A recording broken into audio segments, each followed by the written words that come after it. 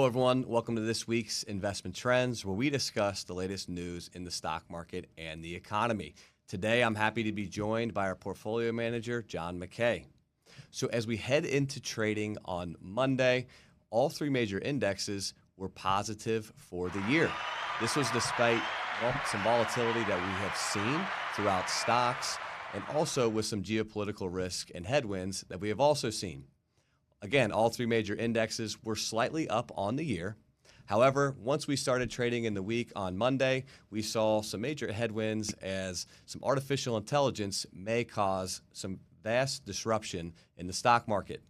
What we saw in the week was software companies in particular being hit very hard as Anthropic released a new LLM model that can start to replace some legal software companies that we've seen.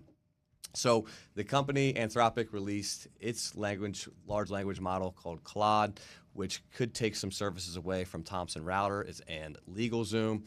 And this sent shockwaves throughout the market as a whole.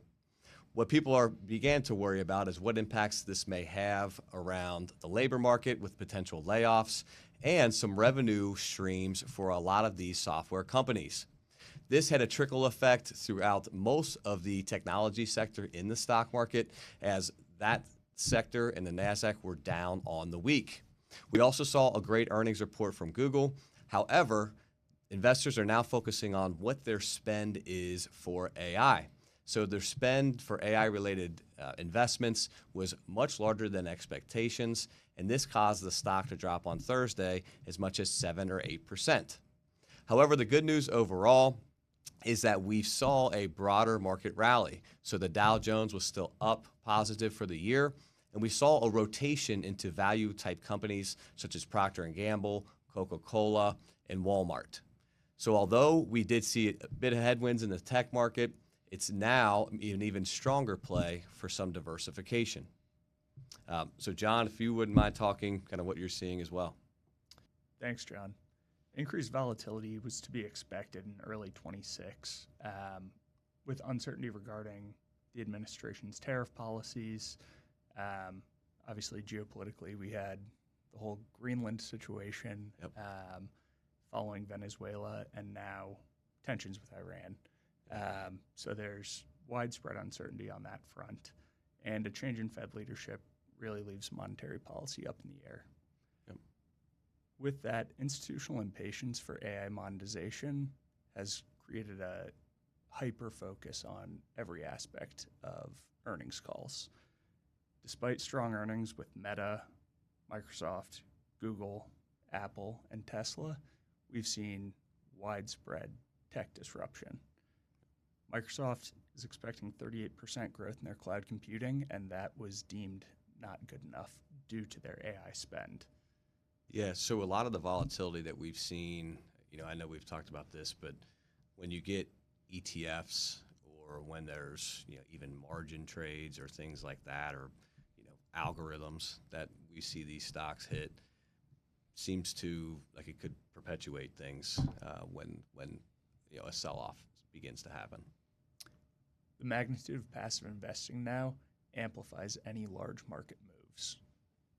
Yeah, so I've saw that as well, and then obviously we've seen it in both directions, right? I mean, even going back to the buy side and how quickly some of these stocks can run up.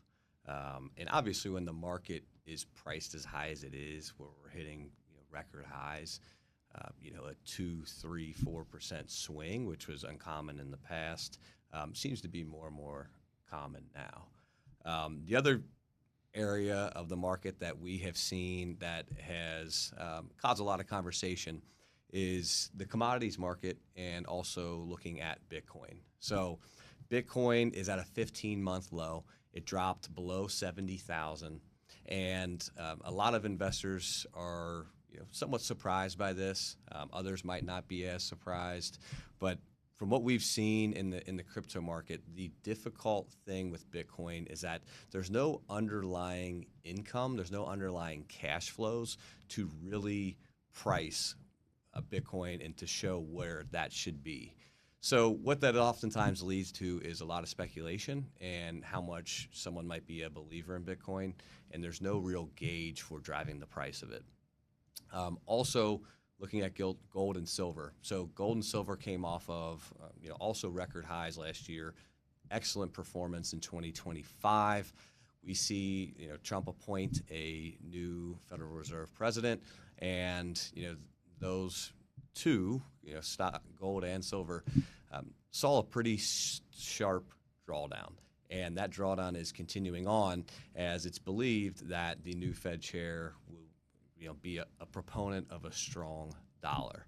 So, John, anything you've seen, whether it be Bitcoin, gold, silver related? Yeah, I think just the speculation in specifically the metals market. We see a run up like we did the last 4 to 6 months. People don't want to miss out on that. And these are times where it's really important to be a disciplined investor. And you kind of have to get rid of that FOMO in your mind and focus on long-term consistent gains. Yeah, absolutely. I think what we're seeing right now in the market, our belief is it's a little bit of an overreaction. Some of this might have been people wanting to get out of these positions that they're in for a long time and using this as an excuse to sell off, and it being perpetuated by large institutional trading.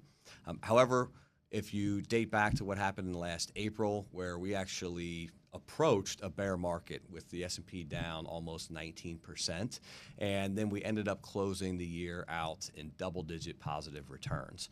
So again, like John mentioned, it's important to stay disciplined, important to think about the long term, maybe rotating into certain positions that were a little bit undervalued, that have steady cash flows or are paying a great steady dividend.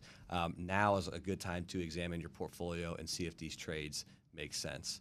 So that's what we've got for this week. Thank you for tuning in. If there's any certain stocks or sectors that you have on your radar, feel free to leave a comment below.